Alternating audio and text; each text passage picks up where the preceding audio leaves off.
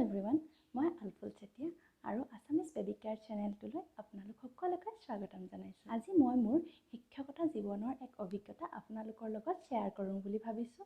আশা কৰোঁ আপোনালোকে ভিডিঅ'টো চাই ভাল পাব। আমি প্ৰায়ে কওঁ যে আজিকালি ষ্টুডেণ্টবিলাকৰ বা শিশুবিলাকৰ স্কুলৰ বেগবিলাক বহুত গধুৰ হয় আৰু সঁচাকৈয়ে বহুত গধুৰ হয়, কাৰণ এটা ছাবজেক্টৰে ৩-৪খন কিতাপ বহি থাকে, গতিকে গধুৰ হ'বই। কিন্তু কেতিয়াবা বাৰু আমি ভাবিছোঁনে ইয়াৰ বিকল্প হিচাপে কি ল'ব পাৰোঁ, বা আপোনালোকে কেতিয়াবা ভাবিছেনে ইয়াৰ বিকল্পও যে থাকিব পাৰে কিবা। মই যিখন স্কুলত কৰিছিলোঁ তাৰ এটা ব্যৱস্থা মোৰ খুবেই ভাল লাগিছিল, সেইকাৰণে মই ভাবিলোঁ আপোনালোকৰ লগতো এই কথাটো শ্বেয়াৰ কৰোঁ। কিন্তু প্ৰথমতে মই এটা কথা কৈছোঁ যে মই তাত প্ৰাইমেৰী ছেকশ্যনত কৰিছিলোঁ আৰু সেইকাৰণে যিটো ব্যৱস্থাৰ কথা আপোনালোকৰ আগত ক'ম সেইটো কেৱল প্ৰাইমেৰী ছেকশ্যনৰ কথাহে ক'ম। তাত ষ্টুডেণ্টবিলাকে সদায় স্কুললৈ কিতাপ নিব নালাগে। আপোনালোকে চাগে আচৰিত হৈছে ন, সদায় স্কুললৈ কিতাপ নিনিয়াকৈ কেনেকৈ পঢ়িছিলে বা কি কৰিছিলে। তাত প্ৰত্যেকটো ক্লাছৰুমতে একোটাকৈ কাপব'ৰ্ড আছিলে আৰু সেই কাপব'ৰ্ডবিলাকত ষ্টুডেণ্টবোৰে নিজৰ কিতাপবিলাক থৈছিল আৰু কাপব'ৰ্ডটোত লেবেল কৰা থাকে, যেনেকৈ মেথমেটিক্স, ছায়েন্স, ইংলিছ, লেংগুৱেজ, ধৰক হিন্দী, কানাড়া, এনেকৈ লেবেল কৰা থাকে আৰু সেই অনুসৰি তাত নিৰ্দিষ্ট জেগাত ষ্টুডেণ্টবিলাকে নিজৰ কিতাপবিলাক ৰাখিছিলে আৰু এই কিতাপবিলাক সদায় স্কুলতে ৰাখিছিলে। ঘৰলৈ সদায় এই কিতাপবিলাক নিব নালাগিছিলে। এতিয়া আপোনালোকে ভাবিব চাগে ঘৰলৈ কিতাপ নিনিয়াকৈ কেনেকৈ পঢ়িছিলে। তাৰ কাৰণেও এখন ধুনীয়া ৰুটিন বনাই থোৱা আছিলে আৰু সেই ৰুটিনখনৰ মতে সিহঁতি স্কুলৰ পৰা ঘৰলৈ কিতাপবিলাক নিবলগীয়া হৈছিলে।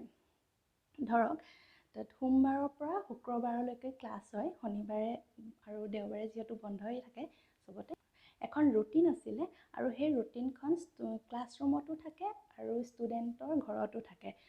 আৰু সেই ৰুটিনখনৰ মতে সোমবাৰে ধৰক মেথমেটিক্সৰ ছাবজেক্টটো ঘৰলৈ দি পঠিওৱা হয়, মেথমেটিক্সৰ কিতাপ আৰু বহি। লগতে সেইদিনাখন অকল মেথমেটিক্সৰ হোমৱৰ্কহে দিয়া হয়, বেলেগ হোমৱৰ্ক তেওঁলোকক দিয়া নহয় আৰু বাকী কিতাপখিনি স্কুলতে থাকি যায় কাপব'ৰ্ডটোত। মঙলবাৰে যেতিয়া সিহঁতি স্কুললৈ আহিব তেতিয়া মেথমেটিক্সৰ কিতাপ বহি লৈ আহে আৰু টিচাৰ আহি পোৱাৰ আগতে সিহঁতি কাপব'ৰ্ডত কিতাপ বহিবিলাক ধুনীয়াকৈ আকৌ সজাই থৈ দিয়ে। আকৌ মঙলবাৰে ধৰক বেলেগ এটা ছাবজেক্ট দি পঠালোঁ, মঙলবাৰে ইংলিছ দি পঠালে, তেনেকৈ বুধবাৰে ছায়েন্স দি পঠালে, বৃহস্পতিবাৰে লেংগুৱেজ, কিবা এটা লেংগুৱেজৰ কিতাপ বহি দি পঠালে। তেনেকৈ কিতাপ বহি এটা ছাবজেক্টহে ডেইলি দি পঠিওৱা হয় আৰু সেই এটা ছাবজেক্টৰহে হোমৱৰ্ক দিয়া হয়।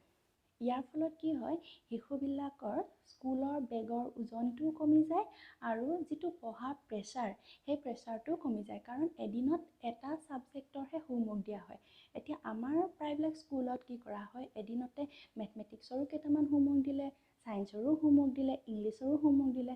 অভাৰঅল কি হয় যে ষ্টুডেণ্টে প্ৰায় দেখা যায় ষ্টুডেণ্টে স্কুলৰ পৰা গৈ গৰমৰ দিনতো 2টা বজাত যদি ঘৰ পায়গৈ, আকৌ 3টা বজাৰ পৰা টিউশ্যন কৰিবলগীয়া হয়।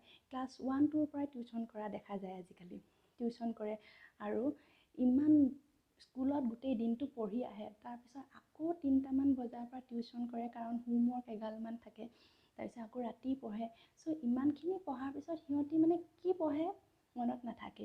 যদি এনেকুৱা ডেইলি এটা ছাবজেক্টৰ ব্যৱস্থা কৰা হয়, তেতিয়া কি হ'ব, যিটো পঢ়িব সিহঁতি ঘৰত সেইটোৱে ভালকৈ পঢ়িব।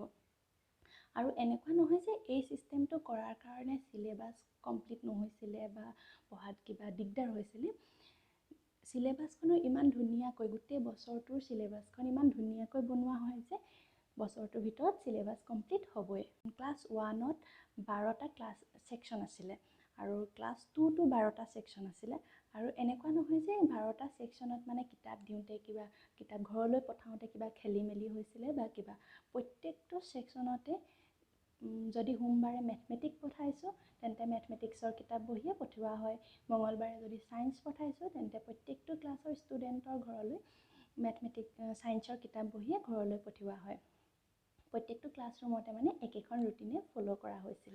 আৰু যিহেতু শনিবাৰ আৰু দেওবাৰে স্কুল বন্ধ থাকে, তেতিয়া শুক্ৰবাৰে 3 বা 4টা ছাবজেক্ট একেলগে দি পঠিওৱা হয়, যাতে বন্ধ দিনকেইটাত পঢ়িব পাৰে আৰু সেই অনুসৰি হোমৱৰ্কো দিয়া হয়।